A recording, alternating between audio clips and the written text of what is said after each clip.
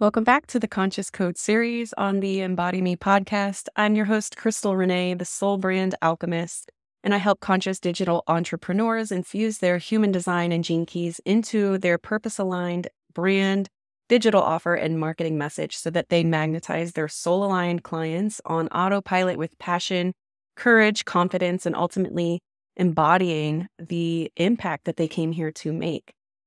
I would highly encourage you to take a look at my website to see all of my offers. I have a Conscious Code Collective membership that goes hand in hand with this Conscious Code series that I'm creating if you really want to learn all about the different elements of your human design.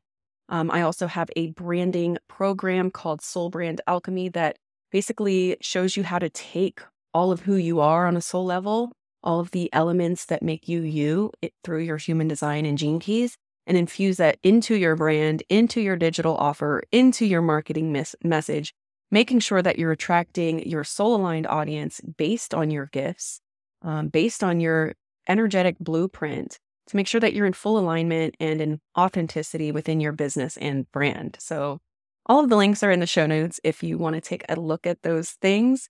But let's go ahead and get into today's gate, which is gate 31.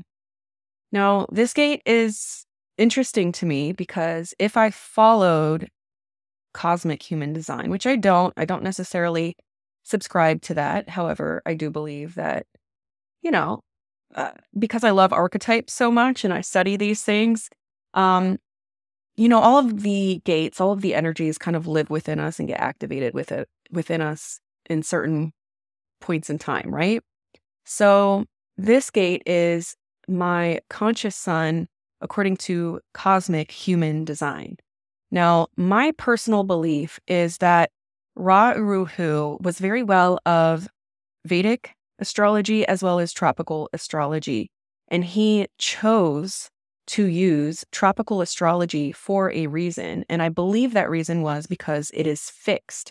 It does not move with the alignment of the stars like Vedic does. So basically, if he chose to use Vedic astrology, the gates would not be fixed on the calendar year. They would, shift with time. And I truly believe that he received the download that the gates should be fixed, which is why he chose to use tropical astrology. So ultimately, the gates don't change, just the astrological sign within that gate changes, which is why I give you both the tropical and the Vedic astrological sign when I am doing these gates. So let me know if you see this energy within me.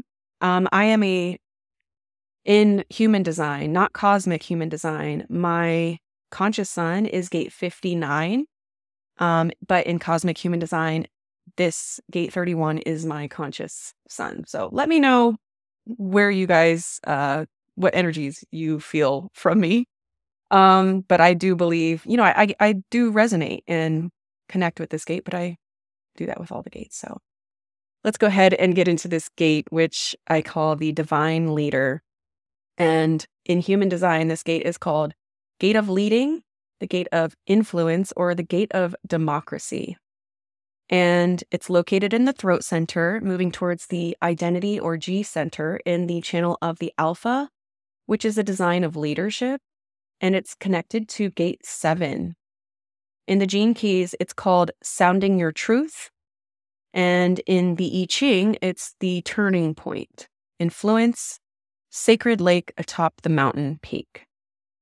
This is in the tropical sign of Leo and the Vedic sign of Cancer, specifically in the Pushya Nakshatra.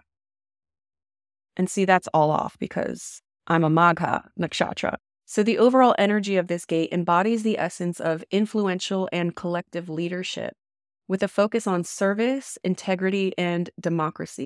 It emphasizes the need for recognition and cooperation, where leadership must be elected and supported by the collective will of the people rather than forced or purchased.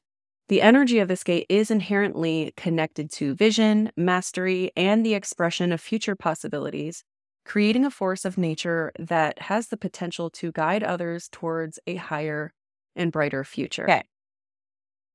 So at its core, this gate seeks to lead with authenticity, humility, and a commitment to collective welfare. It can manifest both positively as an empowered and empowering leadership that serves the greater good, and negatively as a manipulative or self-serving behavior driven by fear or arrogance. The key to harnessing this energy is to understand one's leadership niche, lead with integrity, and be attuned to the needs and desires of the followers. So let me go ahead and start with the shadow of this gate, which is arrogance. And this represents the misuse of language and communication to manipulate and control others. So in the repressive nature, or if you're more of an introverted person, this can show up as being deferring. This manifests as false humility, deferring your power to others, caring deeply about what others think of you, and fear being thought of as arrogant. This draws attention, claiming to be the opposite case. So these people are more arrogant than they lead on. They defer their arrogance and say, oh, it's not me. I'm not arrogant, And then the reactive nature, or if you're more of a extroverted person, this can show up as being scornful. And it's based on anger rather than fear, which emerges as scorn. It assumes itself to be above others because it sees how easily others can be conditioned and can therefore be manipulated. They miss how deeply they are caught up in their own conditioning because they seek recognition, being scornful towards those who they lead. So in your shadow, you have a suppressing voice. You may find yourself suppressing your own voice and playing small, fearing rejection or not being heard. And this self-doubt can hinder your ability to step into a leadership role and express your true potential. In the shadow, this gate can manifest as arrogance, using language as a tool to manipulate others for personal gain. You ultimately seek recognition and validation in your shadow, and your leadership may become self-serving rather than serving the collective. You are disconnected from source, where the shadow energy may lead to the disconnection from your divine self, where you believe you have complete control over reality through words, leading to an inflative sense of self-importance. And you may feel trapped in the world of words. You may identify with your separate existence, not realizing the deeper truth beyond language and the illusion that it creates. So you believe that the words that you say are the reality. And in the shadow, you might defer your power to others, seeking approval and fearing rejection. This could lead to a scornful attitude towards those you lead, affecting your ability to lead effectively. And the shadow energy may create a fear of stepping into leadership roles and feeling unworthy of serving as a leader. And this fear can hold you back from embracing your influential leadership potential. Which brings us to the gift of leadership. And this manifests as an influential and visionary leadership. Individuals with this gift have a natural ability to lead and inspire others with their words and vision. Notice all of the throat gates have that connection to words, language, expression. It only makes sense. So in your gift, you naturally possess the gift of influential leadership, where your voice carries authority and inspires others to action. Your logical and future-oriented expressions guide people toward a beneficial direction, and you are recognized as a highly influential force. With Gate 31, you understand the collective's needs and desires, and you lead by serving the people you are guiding. Your leadership is collegial rather than hierarchical, and you empower others to achieve personal or universal goals. So your leadership niche involves leading with integrity and being a representative of the people that you serve. By putting the desires of your followers first and valuing your right leadership position, you become an effective and impactful leader. You believe in empowering people, knowing that empowered individuals empower others. Your leadership seeks to uplift and unify the group. You are skilled at delegating and sharing power for the greater good. And that actually brings us to the highest frequency, or the Siddhi of this gate, which is humility.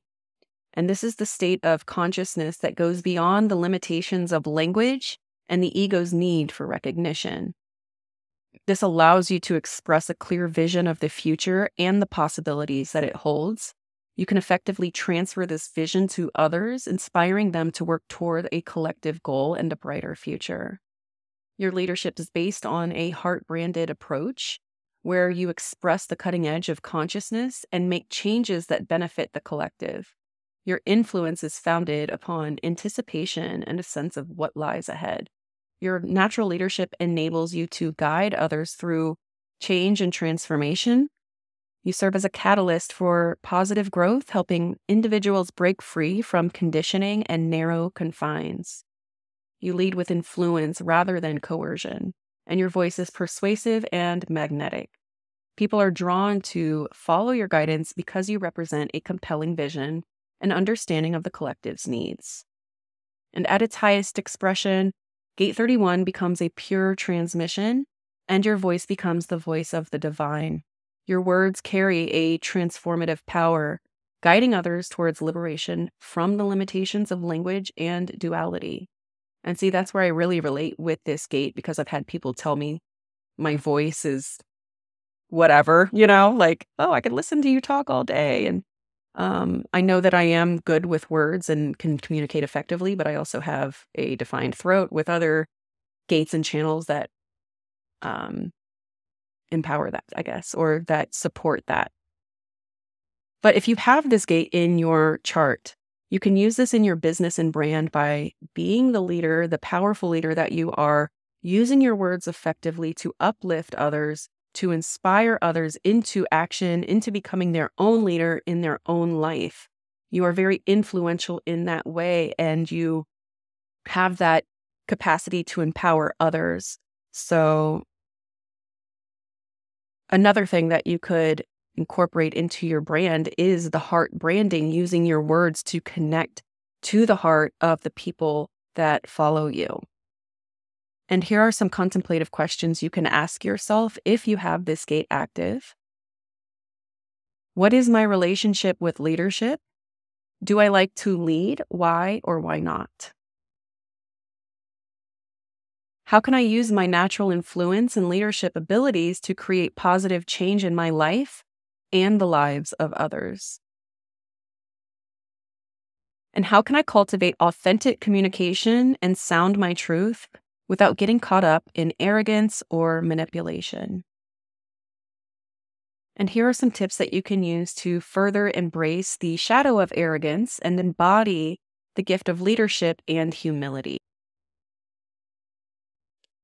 Cultivate self-awareness. Become aware of any tendencies towards arrogance or false humility. Reflect on your interactions with others and examine whether you are seeking recognition or manipulating situations for personal gain. Self-awareness is the first step toward transformation. Embrace humility. Practice humility by recognizing that true leadership is not about seeking personal power or control.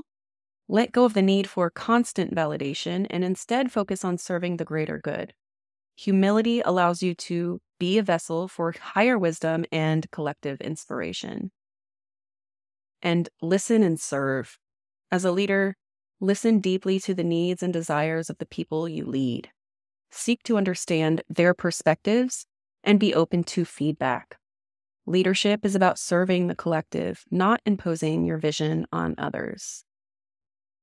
And that is the beautiful Gate 31, the divine leader, my cosmic human design conscious sun, which I do connect with. But let me know what you guys think, if you see these qualities in me or not. Gate 59 is my actual human design conscious sun, and I'll be recording that shortly. So stay tuned. And I will see you again in the next Human Design Gate podcast. Mwah.